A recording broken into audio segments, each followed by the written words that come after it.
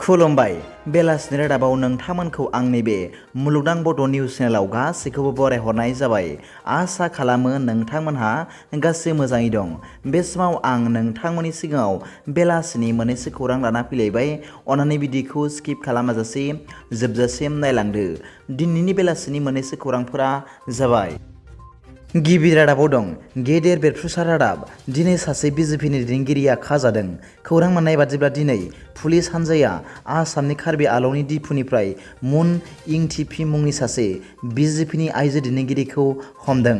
बिथां आइजोखौ 1.52 कौटि रां जाख्ल'नायनि दायआव हमनाय जादों होनना मिथिनो मोननाय जादों।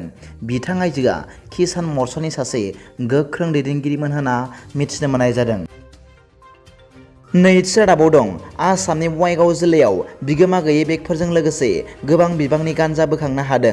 मख'नो गोनांदि थांनाय 24 मे बुधबारखालि आसामनि बङाइगाव जिल्लानि निउ बङाइगाव रेल स्टेशनाव 15087 नाम्बारनि गंसे रेल दाबायाव गासै मोनद' बिगोमा गैयै बेगफोरखौ बोखांनो हादों होननानै खौरां मोननाय जादों।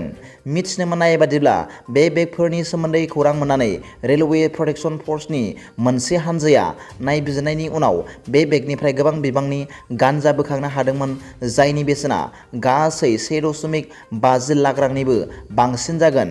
बेनि उनाव बे बेगफोरनि बिगोमाखौ नागिरदोंमोन, नाथाय गावखौ बेगफोरनि बिगोमा होननानै रावबो सिमान लायाखैमोन।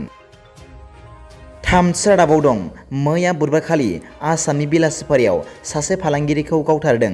खौरां मोननाय बादिब्ला बे फालांगिरिखौ बेलासिपारानि भैरबगन्ज ओनसोलाव गावथारना गालांदों होनना मिथिनो मोननाय जादों। मिथिनो मोननाय बादिब्ला गावथारजानाय फालांगिरिनि मुंखौ बासेर आली होनना मिथिनो मोननाय जादों। बिथां फालांगिरिखौ ओनसोलाव बयबो मिथियो होनना मिथिनो मोननाय जादों। गावथारग्रा सुबुंफोरा खारखुमानानै दं होनना मिथिनो मोननाय जादों।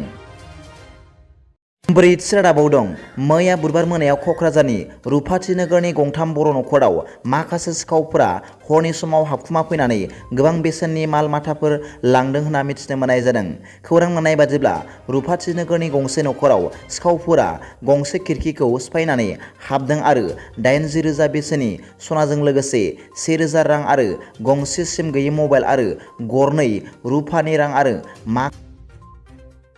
आठथि रादाबाव दं दिनै खौरांगिरि मेलाव बाहागो लानानै मिरु एबसुनि गाहाय नेहाथारि मानाव गेदेर खनिन्द्र बसुमतारिया खौरांगिरिफोरनि सिगाङाव बर'नि गासै निउस चेनेलफोरखौ बाख्नायनानै बुंदों दि बर'नि माखासे निउस चेनेलफोरनि गेजेरजोंसो बर' हारिनि रावफोरा दावगासिनो दं आरो मुलुगनि रादाबखौबो मिथिनायजों लोगोसे सरकारनि मावनाय आरो मावनो लानाय खामानिफोरनि सोमोन्दै।